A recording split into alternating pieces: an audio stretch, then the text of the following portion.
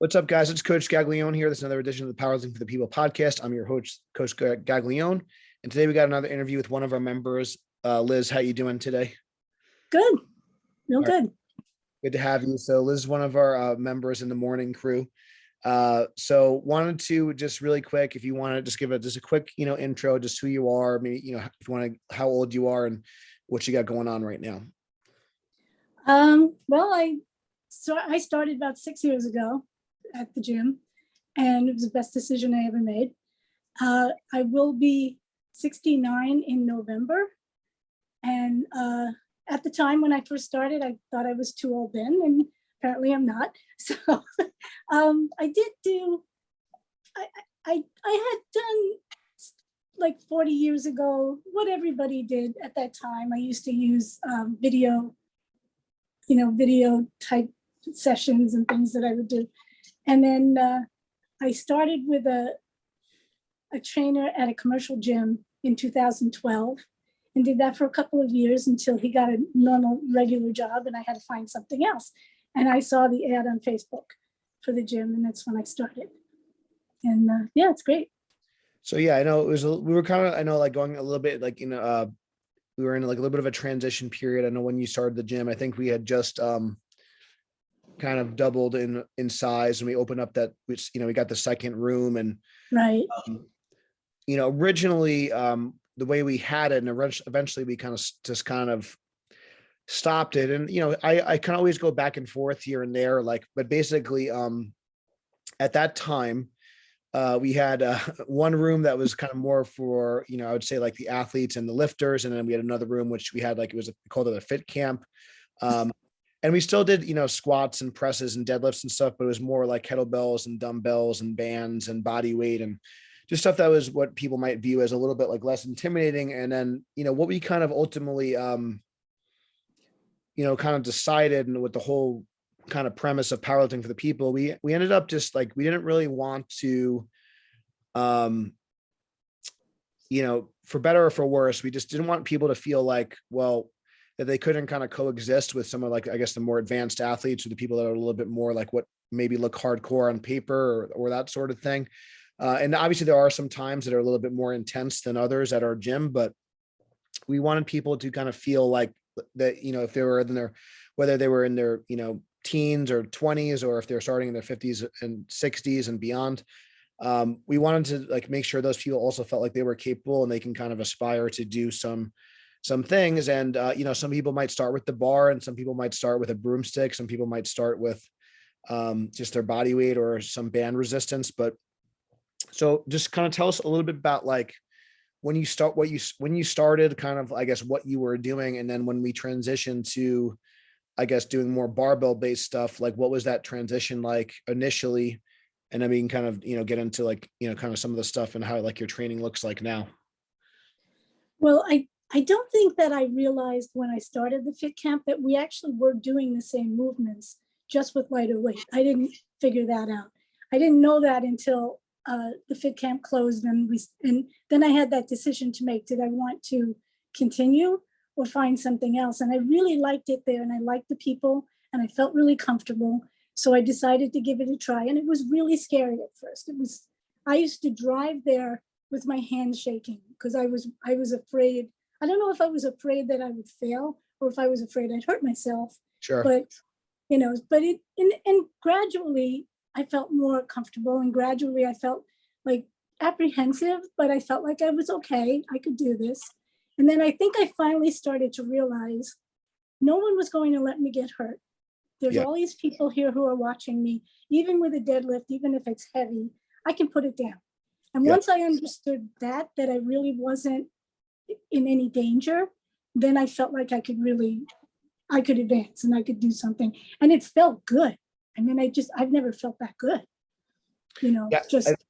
I think getting over that initial fear, because I think you hear so much, I mean, it's getting better, but I know it's still it's just something different. It's you see and you might see other people at our gym that are, doing it, or even myself, that are putting several 100 pounds on a bar, and they're, snorting an ammonia or getting a smack on the back or some crazy, or, playing some loud music. So there's like that side of it. But on the flip side too, like you mentioned before, like I think a lot of people might miss the boat where um, it is so scalable and you can like really take a lot of weight off. And like even initially, um, starting with like an empty bar, we have like we have some barbells that are even lighter than their kind of training bars and women's bars. And so like, a lot of like a squat bar, for example, a squat bar might be 55 pounds. And, for someone starting out, that might be even too much. But we have other bars that are, one bar is 33 pounds. We have some broomsticks. We have a bar that's 20 pounds.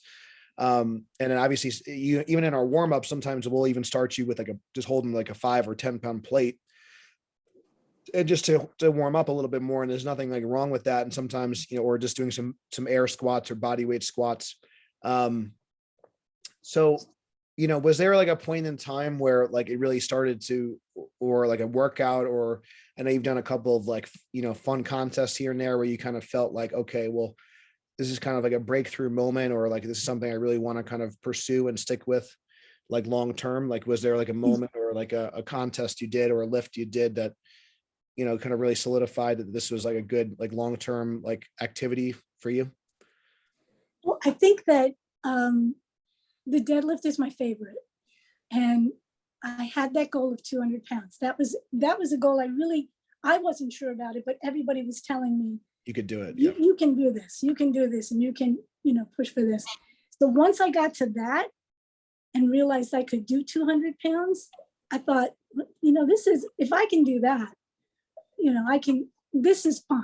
I can handle this, because I really didn't think I could. And once I got to that point, I felt a lot more comfortable, a lot more confident.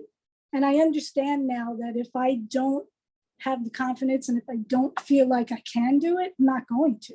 Yeah. And it not only helps me in the gym, it helps me everywhere for me to say, you can do more than you think you can do. So that confidence carries over to my whole life. So that's been an eye opener, Yeah, I think that people are sometimes they don't realize like what like, so you've been doing this for a couple of years now, like what the future might hold and like how far you could really progress with some of this. I think that's really cool. And I think for most people, which is hard, especially younger athletes and younger people starting, like a lot of times they kind of overestimate what they want to achieve in like a month or two, a couple of months, but they underestimate what they could do if they put like a couple of years into it, or like 5 or 6 years into it. So I'm sure like, when you were lifting like, maybe the 26-pound kettlebell on a deadlift when you started, and now like you're literally like doing almost, like 10 times the weight for your maximum strength. So I'm sure like, even maybe doing 135 seemed like, maybe impossible when you first started. Now that's like a warm up. That's a weight you could like warm up with now, which is pretty cool. What kind of like, besides like the mental benefits, can you like point out any like other physical benefits in like your strength or, your movement, or just like, things that you're doing day to day, like outside of the gym? Oh yeah, totally different. I think the whole shape of my body is different. I used to know what clothing I could wear according to what my weight was. And now it's completely different. I can wear things now that I wore when I was weighed much less than I do now. So I have to just keep trying stuff to find out. It's completely different. And at home, I mean, like I laugh because at Christmas time, we buy our tree from the fire department, the local fire department, and they deliver it to your house. So the guy comes up with it, and my husband looked at me and said, "You got this, right?" Yeah. So I picked up the tree and carried it to the house, So I think because he would always try to help me. "Oh, I'll help you with that." "Oh, you don't really need help with that, do you?" "No, I got it." So yeah, I think it's interesting for the two of us. But yeah, I mean, I can do things around the house that I could never do before, and it's just totally different. I think it's the best. Yeah, it's nice to like, not that like, it's nothing wrong with asking for help or getting help, obviously. Sometimes like, I could be stubborn, and sometimes I could probably ask for help more often than not. But I do think it's nice to know that that you're capable and you don't have to rely on other people for physical tasks, and just something that you probably feel good that like, oh yeah, I could handle this, and I could, it sounds like a silly thing, but like probably is a good feeling that like maybe because maybe in years past maybe you weren't sure that can I pick this package up, or Yep. can I move this over, or am I going to hurt myself if I move this furniture? And you just have like a different confidence, like when you're strong and when you're resilient, and like, especially with like your lower back and your hips, and, just being able to like get up and down from a chair, as you get older. It's just like simple things like that. So the other thing I wanted to kind of talk about, cause like, recently, so, we'll pause for a second, but so like, obviously, like, I think that you've also made some kind of improvements, not only like in your weight on the bar, but also just like how you're moving, like how you're squatting, like the range of motion and stuff like that. But so we obviously had a little bit like with some, the world kind of shutting down and stuff. We had a little bit of a break. So what was it kind of like, I guess, kind of getting back into it after a little? I know you did some stuff at home and stuff like that, but obviously it wasn't the same. So what was like, I guess, different about trying to do some of this stuff like on your own versus um, actually getting the coaching in person? Did you like appreciate it more? Did you like, what did you kind of notice trying to do this, like, getting the coaching in person versus trying to like do some of this stuff like by yourself? Yeah, that was hard. And talking about being able to lift packages. I mean, I bought a lot of equipment to Yeah. use at home at that time and was able to carry it into the house, which was pretty cool. But it was because I was using a lot lighter weight than I did at the gym, it got boring Yeah. because I was doing so many reps of the Yeah. same thing and I couldn't wait to get back. But yeah, it took a while to get back to where I was before. And I feel like only now, I'm inching closer to where I was before and the things that I did before. What I did today, I never did. I mean, I never did 3 reps at 80 pounds. So, at least I feel like I'm finally starting to get there. And it took a long time. It felt like it took a long time to come back.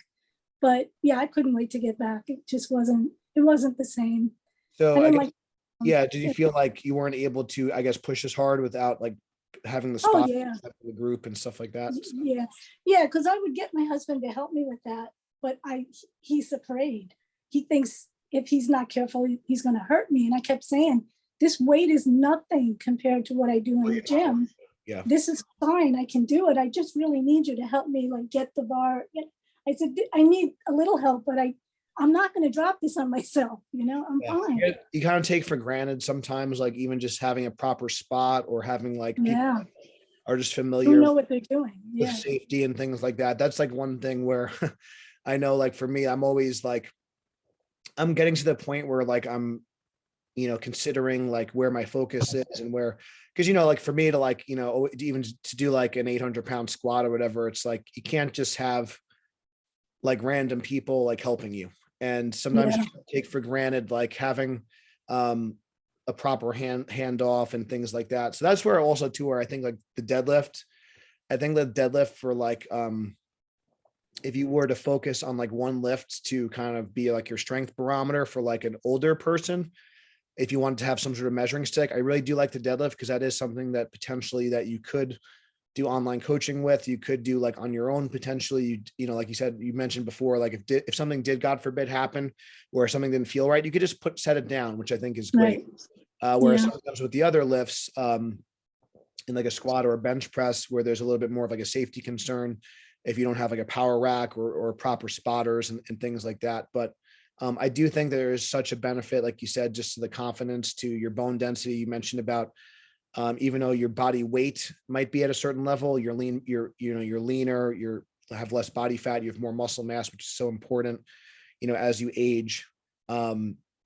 So one of the things that like, obviously now you're kind of get back into the swing of things. And one of the things that I wanted to kind of highlight,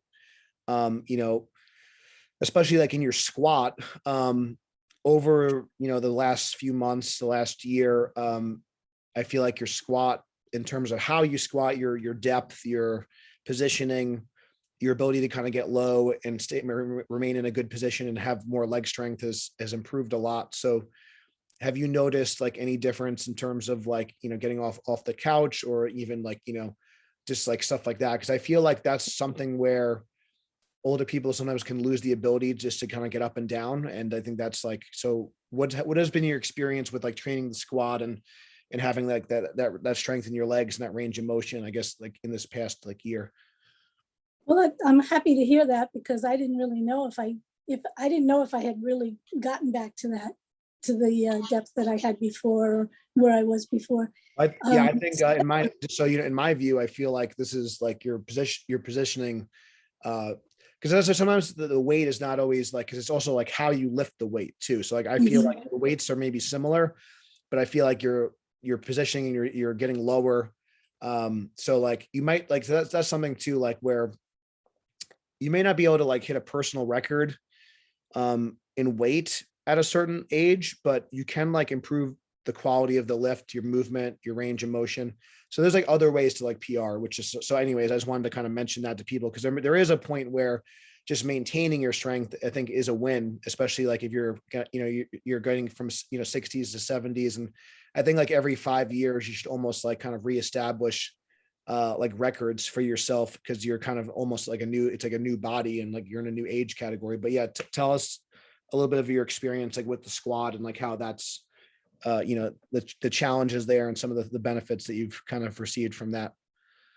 Yeah, that's it. Well, the squat I think the bench is more difficult for me, but the squat, I do feel a difference. I do feel that it's much easier to stay in position. I had that issue with my knee, but that's pretty much resolved. That feels so much better now. So I don't even know if I need the box anymore, but I'm kind of used to it now. But as far as the way I am here, I mean, I can stand up from the couch I used to push my hands on the couch to help me stand up, and I don't do that anymore. And I didn't even realize it until recently that I just stand up. I don't even push to get up. And that's pretty cool. But yeah, I mean, I can squat down to get things out of the cabinet that years ago I couldn't do. I would sit on the floor to do it, which is fine because I can get myself up off the floor now, but I can squat down and get things out of a cabinet rather than, trying to bend over or whatever. So yeah, I can it's a big difference. It's Excellent. A huge difference. But yeah, I just hope the knee holds out for a while. Yeah, I think it's important that like, as we kind of work, as we age, whether you're training intelligently or not, like you're going to have wear and tear. So I think kind of making those adjustments, sometimes, adjusting the range of motion, or like you said, we're doing like a lot of box squatting, which is just a variation of the squat. And so there's always like something you could do. And I think a lot of times people think that if they can't do like the garden variety or the competition version, like, especially if you're not like competing in powerlifting, there's always like a version, like whether it's a kettlebell or a box or a machine, or, there's some sort of resistance exercise that you can benefit from. And again, I think that's where like kind of, the idea of like powerlifting for the people is that there's something that you can do to get better. Everyone can kind of benefit from strength training. And I've learned that. Yeah, I've learned that I didn't realize that you could modify it that much. You can pretty much modify anything so that you can still continue. So I think that's like a huge thing. And, and like listening to your body, and some days you have it and some days you don't. And, I think knowing when to like kind of, pack it in and knowing when to stop, I think is also important. You have to listen to your body, and you could be on like the best program, but sometimes like you can't anticipate like how your joints feel and how you're going to recover. And you just got to like communicate that with your coach or whoever you're working with. So the last kind of thing I wanted to kind of ask you, and just kind of, if you were to talk to maybe either your, earlier self, or maybe someone that's maybe a little bit older, maybe 50s or 60s or even beyond, about maybe some of like, maybe they're kind of cautious about starting, or they're not really sure if this is like, the right gym for them. Like what kind of would you say, what advice would you give to somebody that's maybe a little hesitant on starting like strength training? Like what would you say to those people? Oh gosh, I wish I had started years ago. This is not something that women were doing when I was younger. And I really wish that I could have started this earlier, but yeah, it's never too late. It's never too late to get up and move.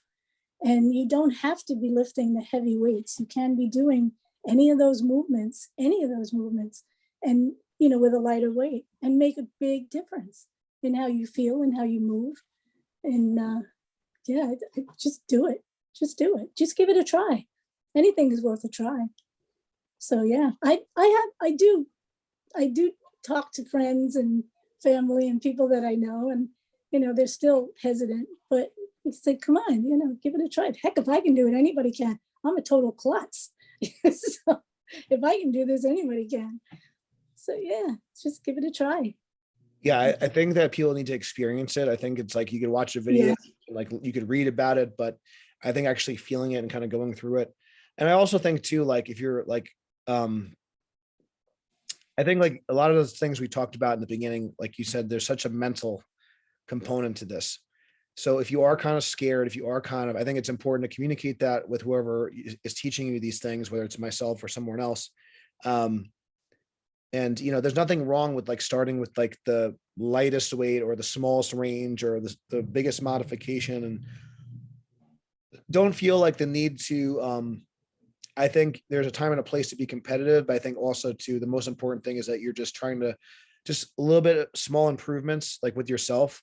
I know sometimes with you ladies, like sometimes we take like 1 pound plates out. Sometimes we, Yeah. do things like that. Just like a small, like little tiny progression is a win. Um, like you said today, like, just handling like, you haven't handled like 80 pounds in a bench before or something like that. And it's just like, it may not seem like a huge number to like maybe what you might see like on, on social media or some of these other things. But like, if that's like the most that you've ever done, like that's, you should be proud of that.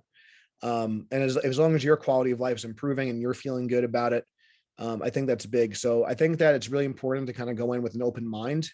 Mhm. Like you said, I think just give it a try and just, find someone, in your area. And if you're not like, obviously we offer remote coaching. And I know like people like all over the country that can offer like a similar kind of service. Cause I do think, especially for like the older population, I do think like working with like a coach in person, at least to like learn the lifts or learn, like, I think that's such a big thing. Even like some of the Oh, stuff, yeah.